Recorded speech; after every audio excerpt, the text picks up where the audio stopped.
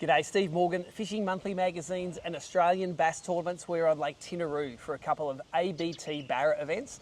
And we did a jerkbait video a couple of days ago showing my favourite jerkbaits, what they look like in that pool behind us, which is probably sitting at a really nice 25 or 26 degrees. But I'm not the greatest swim bait expert for the soft swim baits. I've grabbed Adam from the Tackle Warehouse, who's a great ABT member retail sponsor, to maybe go through what I think are three of the most popular plastic swim baits on the BARRA tour. Adam, would you agree that this is them? Yeah, Steve. Look, if you went around everyone's boat here, you'd probably find out of their 4 or 5 rods that are laying on the deck, you'd have these baits hanging off their rocks. Molelock Shad 140. 140. You've got the old 130 Slicky that's been around forever and just continues to catch fish.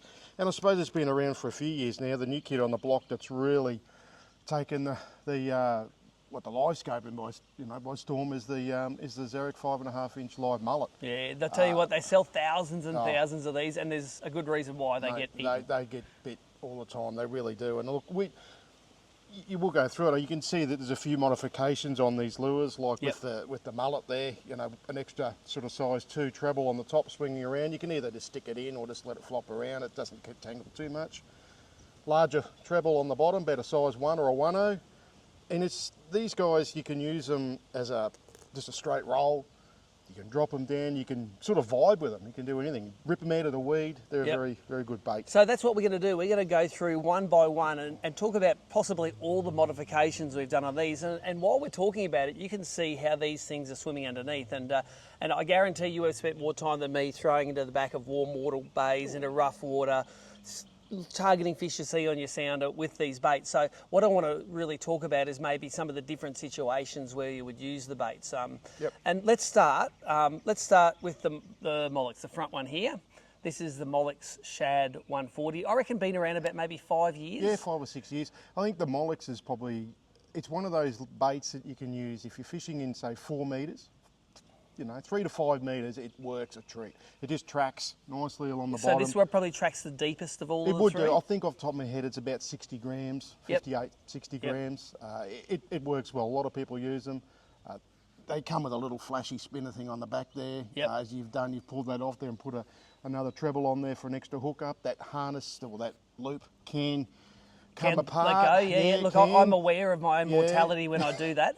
And if it tears the lure up, or I lose a fish, or it breaks that wire, I'm not blaming Molix for that. I'm blaming me, because it was designed to hold a 1 centimetre wide beetle spin instead of a 30-pound barramundi. And look, another option to overcome that is the double split ring there. Put say a 1, or probably I'd go a 1/0, and that'll actually drop that back around where that would be anyway, and then it's off that sort of fixed thing at the front there, which is going to come that's apart. Designed to hold the big barramundi. And I noticed Quentin and Cole that won the Australian Open recently, they just go the big treble at the front. They leave the spinner on the back.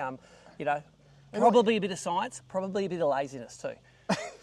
Possibly. But look, also too, with that, again, if you're trying to get the fish to bite, sometimes dropping it to the bottom and ripping it up, that 1 treble, it just doesn't catch as much weed and gunk off the bottom as 2 little ones hanging down there. So that's a bit freer. Yeah, absolutely. I've got this one here on a baitcast outfit with 55-pound Schneider. I tend to use the Schneider a lot with these baits, because when they get swallowed, and they do get swallowed a fair bit, for me, that's the one that gets chewed off the least. Yeah, absolutely. And that Schneider, tough as nails, thick, old school, but allows the lure to work. Some of the fluorocarbons, I mean, the 60-pound Wilson stuff, FC, is awesome, but it is a bit stiffer. So, depending on what lure you're using, you can.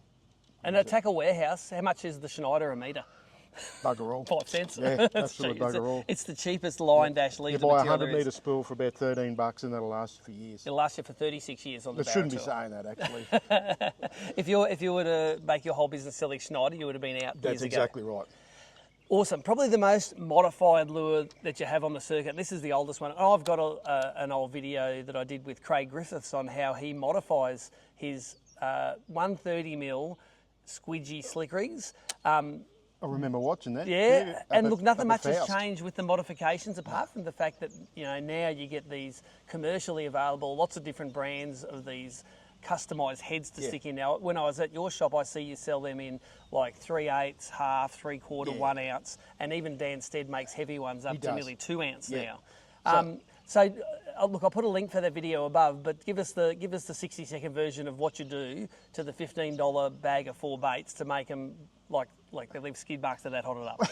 All right, get into the kitchen, get the big pot that you miss. This isn't joking, by the way. This is fair income. So seriously, look, a lot of guys, to go to the full extent of it, you go boil them up, boil the water, boil the pot, put them in there, stir them around for 5 minutes till they get really, really soft and supple. You'll notice it. If you pick one up out of the packet and then one you've boiled up, the tail just flops right over on the one you've done. Yep. As Steve was saying, when Griffo up there at Faust a few years ago was doing it, you get a soldering iron. I don't know if you can see there, Tim. The actual little marks or scribes that he's put in it to allow that tail to really flop. More and bend. flexibility. Yeah, bend over. So just sideways with the soldering iron, each side. Not too far down so you actually cut go right through it. Yep. Or if you get a bite or a bit of weed and the tail comes off, which we've all done before. That feels like a TT head, probably about an ounce or so like that. SL12 hook on this? SL12, yeah, 10 I think they are on those.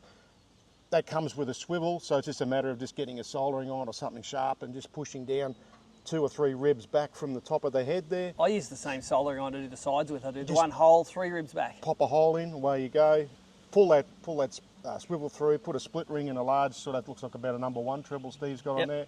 And that's it. Look, the other thing is too, which a shame at the moment we can't get any of the dip available. It's the problems bringing in the country apparently, but either the chartreuse or the pink dip. Yep, that little tail. Just a stand out there. I like it because I've got a chance of dropping it in my boat and making my whole boat smell like garlic.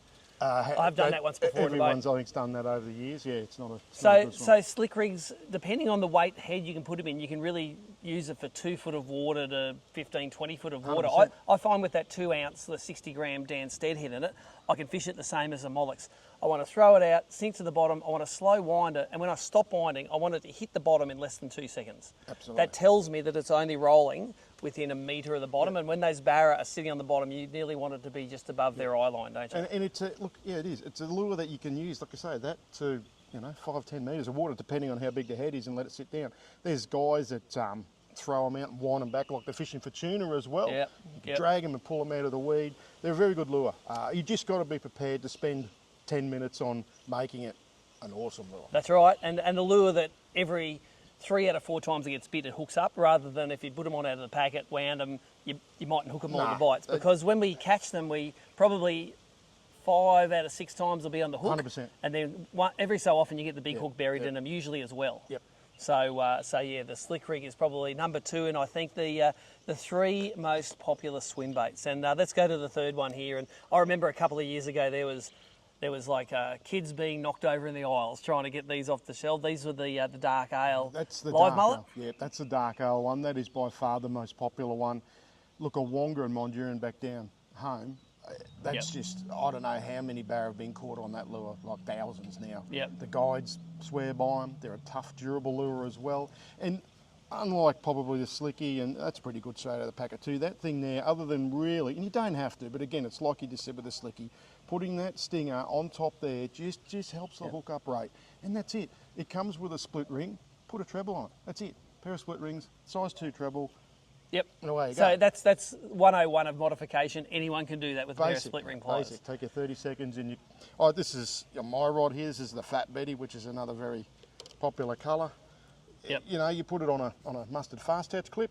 Yep. Straight through the eyelet there. There's that split ring I was saying there, so just that sits back. You can poke it in if you like. I like to let it move around a bit. Double split ring it. It's up to yourself, but a single splitty with a number 1 on it. Fantastic lure. And tell us about the situations then when you would fish a live mullet over a Slick Rig or the Molix. I think what we've found here so far in the last 3 days is these fish are so spooky. It sounds ridiculous, but a lure like these guys dropped to the bottom and wound up quickly to try and get the tail beating. Is it enough to see them on the live to move? Yep. These things are just... stealthier. Yep, they plop down nice and gentle. They fall down and you can just click in nice and that slow. That little tight action. That little tail just wiggling and wobbling around, and you can see it on the live. You can see the fish. They won't... Not that we've been catching lots, but it doesn't scare them. So coming up closer to the moon, and hopefully tonight, the first night of the comp, that they'll really turn them on. Like I said before, out of the weed, you can let them sink down, and you can rip them really hard, and they just pull straight out of the weed. And a lot of the time, you don't get debris on it. No, not really. Not No, much. you might get a little tiny dag on the treble, but Yep. they swim. They still swim even with a little Yeah. bit of crap on the hook. That's right. They're good. But the guys scoping have really done well with these. Yeah. There's a couple of colours of Red Devil and the Blackjack, the darker colours. They really like them at night.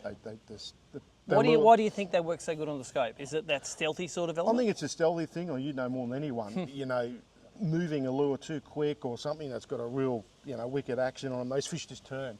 Yep. These things you can sort of cast out past them, sink it down to the level there, or just straight into it, and just a nice steady retrieve. You can stop it a little bit, and then get it back. And like I said, they fall down nicely, and you can hop them back up, and they're just a really good lure.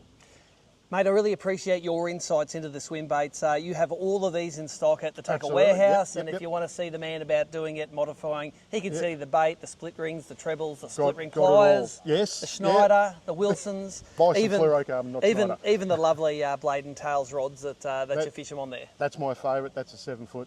30 to 60 30 pound. to 60. You can do anything with that rod. It's a weapon.